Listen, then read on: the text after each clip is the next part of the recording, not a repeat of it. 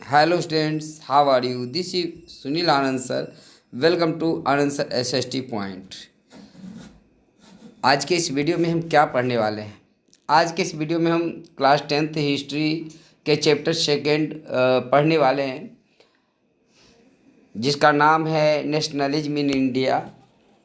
यह इस चैप्टर का इंट्रोडक्टरी वीडियो है। इस वीडियो में हम नेशनलिज्म इन इंडिया के सेंस को भी समझेंगे और साथ साथ जो प्रमुख टॉपिक इसमें डिस्कस किए जाएंगे कि भारत में राष्ट्रवाद का उदय कैसे हुआ, उसके क्या कारण थे, इसके बारे में मैं इससे पहले rise of nationalism in India के 2 वीडियो अपलोड कर चुका हूं, जिसमें हमने बताया आप लोग को कि भारत में नेशनलिज्म के उदय के क्या कारण थे और जो early phase of national movement था 1885 से 1818 तक के जो भी घटनाएं थी उन सब का वर्णन मैं कर चुका हूं। अगर आप नहीं देखे हैं तो आप उन दोनों वीडियो को देख सकते हैं। और इस चैप्टर में हम नेशनल मूवमेंट सेकेंड फेज 1890 से लेकर के 1947 तक की जो भी घटनाएं घटी हमारे देश में और जिस तरह से राष्ट्रवाद की भावना लोगों में आई, उसके बारे में हम पढ़ेंगे। तो आइए इस इंट्रोडक्टरी वीडियो में हम देखते हैं कि हमें पढ़ना क्या क्या है।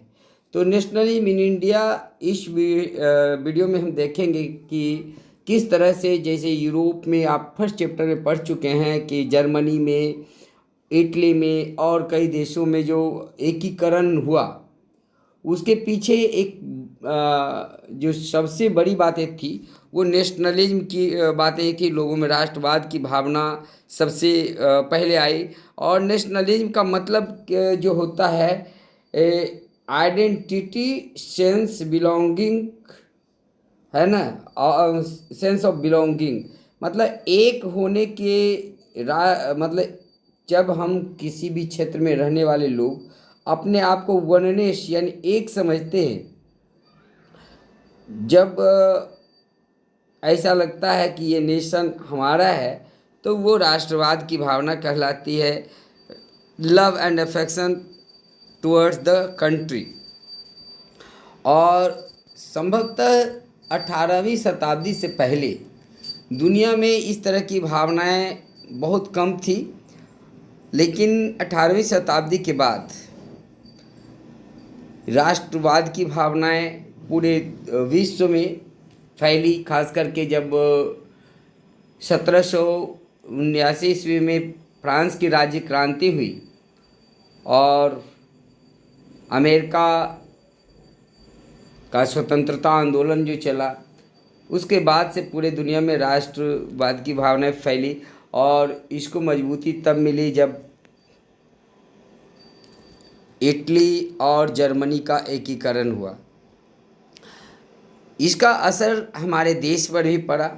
इसी प्रकार से वियतनाम और दूसरे देशों में भी एंटी कॉलोनियल मूवमेंट चल रहा था और ये जो एंटी कॉलोनियल मूवमेंट था दुनिया, उसमें खास करके एक बड़ी बातें थी कि जो कॉलोनी अंग्रेज़ों ने बनाए थे भारत सहित कई देशों में, तो वहाँ उनको लोग विदेशी समझते थे और उनके प्रति लोग की जो गहरी नाराज़गी थी वह इस रूप में सामने आया कि लोगों ने सोचा कि हम सब तो आपस इस देश के रहने वाले हैं और सबके कॉमन साझा जो शत्रु है वो अंग्रेज है और उसके प्रति सबको एकजुट हो जाना चाहिए। तो ये जो एकजुट होने की भावना लोगों में जगी, उसने देश में नेशनलिज्म की भावना को काफ़ी आगे बढ़ाया। बाद में महात्मा गांधी ने इस बात को पर महत्व दिया, जो बहुत सारे छोटे छोटे ग्रुप्स थे उन सबको एक मंच प्रदान किया और जो Gandhi try to force these groups, जो ग्रुप्स बहुत थे उसको एक मूवमेंट में पिरोने का प्रयास किया जो अंग्रेज़ों के खिलाफ था और ये राष्ट्रवाद के उदय का बहुत प्रमुख कारण था। इसी प्रकार से अगर ग्रोथ ऑफ इंडियन नेशनलिज्म की बात करें तो इस चैप्टर में हम 1920 से लेकर के 1947 के बीच में अंग्रेज़ों के खिलाफ जो प्रमुख आंदोलन हुए, जैसे non cooperation movement, civil disobedience movement, quit India movement, तो ये सारे जो मूवमेंट हुए, आंदोलन हुए, उसके कारण भारत, चूँकि ये भारत के हर हिस्सों में अंग्रेज़ों के खिलाफ चलाए जाने वाला मूवमेंट था, इसलिए ये काफ़ी पॉपुलर हुआ, जिसने देश में राष्ट्रवाद की भावना को पैदा किया। तो ये आइए देखते हैं इस चैप्टर में हमको क्या क्या पढ़ना है। इस चैप्टर में पढ़ना है, सबसे जो फर्स्ट टॉपिक है हमारा, वो है फर्स्ट वर्ल्ड वार, खिलाफत एंड नन कॉपरेशन। आपको पता है कि 1914 में से लेकर 1918 के बीच में दुनिया में पहली बार जो महायुद्ध हुआ था, विश्व युद्ध हुआ था, और उसके बाद जिसमें टर्की की हार हो गई थी, और इस हार के बाद जिस तरह से टर्की के खलीफा को ह्यूमिलिएट किया गया था, तो उसके खिलाफ भारत में एक बड़ा सा मूवमेंट चला था, जिसे खिलाफत मूवमेंट कहते हैं। और इसके अलावे जब रॉलेट एक्ट आया, हम इन सारे टॉपिक्स को वन बाय वन देखेंगे, लेकिन यहाँ पर मैं इस पॉइंट को हल्का सा डिस्कस करते हुए चलते हैं कि रॉलेट एक्ट के बाद जालियांवाला कांड हुआ, और उसके बाद 1920 ईस्वी में महात्मा गांधी ने जो नन कॉपरेशन मूवमेंट चलाया, उसके बारे में हम इस डिटेल से इस टॉपिक में पढ़ने वाले हैं, इस चैप्टर में। और इसके तहत महात्मा गांधी ने जो द आइडिया ऑफ सत्याग्रह शुरू किया था, यानी जो मूवमेंट का तरीका था वो सत्याग्रह था, तो हम आइडिया ऑफ सत्याग्रह भी देखेंगे। इसके बाद जो रॉलेट एक्ट 1918 ईस्वी में अंग्रेज़ों के द्वारा लाया गया भारत में, उसके बारे में हम डिटेल से देखेंगे कि रॉलेट एक्ट कानून क्या था और उसका क्या असर हुआ, भारत में क्यों विरोध हुआ, और फिर जालियांवाला बाग इंसिडेंट जो हुआ रॉलेट एक्ट के विरोध में, प्रोसेशन पर जो गोलियां चलाई गई थी। इसके अलावे और था महात्मा गांधी के द्वारा चलाए गए नन कॉपरेशन मूवमेंट के बारे में भी हम इस चैप्टर में देखने वाले हैं, पढ़ने वाले हैं। वाई नन कॉपरेशन ही क्यों, असहयोग ही क्यों, इस बिंदु पर भी हम इस चैप्टर में आपसे चर्चा करेंगे। जो दूसरे टॉपिक्स हमारे जो होंगे वो है differing stands with in the movement. चूँकि भारत में उस समय बहुत सारे ग्रुप्स थे, जो जैसे किसानों का अलग समूह था, व्यापारियों का अलग समूह था, छात्रों का अलग समूह था, और राजे रजवाड़ों का अलग समूह था।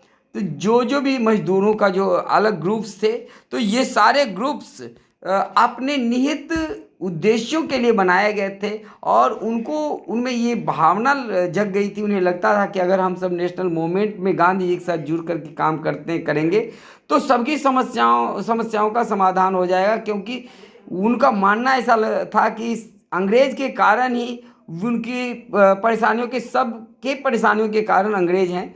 इस भावना के कारण अलग अलग क्षेत्रों में ये चीज़ फैला, और सब अपने हित की पूर्ति के लिए मूवमेंट से जुड़ रहे थे। इसमें हम पढ़ेंगे द मूवमेंट्स इन टाउन, शहर में किस तरह से मूवमेंट्स फैला। इसके अलावा rebellions in the country side, Bharat के अलग अलग हिस्सों में जो विद्रोह हो रहे थे।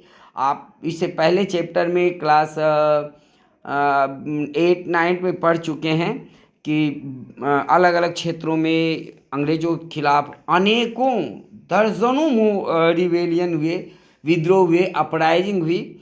तो उस अपराइजिंग वालों को भी ये एक सहारा लगने लगा कि शायद इस मूवमेंट से जुड़ने से अंग्रेज कमज़ोर होंगे और उनकी समस्याएं हल हो पाएंगी। हम इस चैप्टर में इसके बाद पढ़ेंगे कि स्वराज इन द प्लांटेशन, जो चाय की खेती होती थी, कॉफ़ी की का जो प्लांटेशन खेती होता था, तो वहाँ जो मजदूरों का एक्सप्लॉयटेशन होता था, तो वहाँ भी स्वराज की भावनाएं पहुँच चुकी थी, और लोगों को लगता था जो मजदूर थे कि उन्हें इस मोमेंट के बाद इससे स्वराज मिल जाएगा और आज़ादी मिल जाएगी। हम इसके बारे में ये भी पढ़ेंगे। Towards the civil disobedience movement, 1930-31 ईस्वी में भारत में महात्मा गांधी के द्वारा अंग्रेज़ों के खिलाफ जो दूसरा बड़ा आंदोलन शुरू किया गया था, सविनय अवज्ञा आंदोलन, उसके बारे में हम इस चैप्टर में पढ़ने वाले हैं। इसके अतिरिक्त द सॉल्ट मार्च, हाँ, सिविल डिसोबीडियंस मूवमेंट का शुरुआत सॉल्ट मार्च से हुआ था, तो इसके बारे में भी हम पढ़ेंगे इस चैप्टर में। और इसके अतिरिक्त पढ़ेंगे how participants saw the movement, जो इस ग्रुप में शामिल थे उन सभी लोगों ने इस मूवमेंट को आखिर किस तरह से देखा, इस चैप्टर में हम ये भी पढ़ने वाले हैं। और सिविल डिसओबीडियंस मूवमेंट की सीमाएं क्या क्या थी, आखिर ये सिविल डिसओबीडियंस मूवमेंट अपने लक्ष्य तक क्यों नहीं पहुंच पाया, इन सभी चीज़ों को भी हम इस चैप्टर में पढ़ेंगे।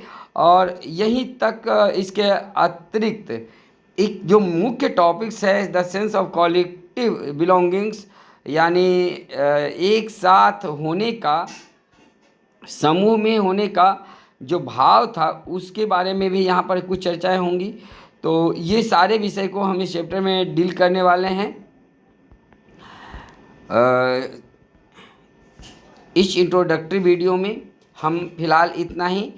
नए वीडियो जो हम शुरू करेंगे उसमें हम इसके एक एक पॉइंट्स, मेनली 4 वीडियो में हम इस पूरे चैप्टर को कवर करेंगे। आपको ये वीडियो कैसा लगा आप हमें अवश्य बताएं, और अगर कोई क्वेश्चंस भी हों जो उस चैप्टर से रिलेटेड हों तो आप अवश्य करें। हम आपके सभी सवालों के जवाब देने की कोशिश करेंगे। धन्यवाद।